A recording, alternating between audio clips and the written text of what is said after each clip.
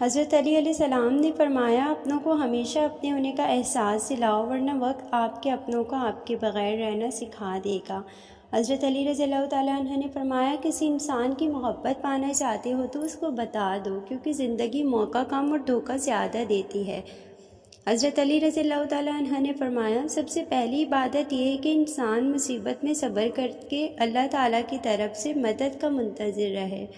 حضرت علی رضی اللہ تعالیٰ عنہ نے فرمایا اچھے لوگوں کا تمہاری زندگی میں آنا تمہاری قسمت ہوتی ہے اور انہیں سنبھال کر رکھنا تمہارا ہنر۔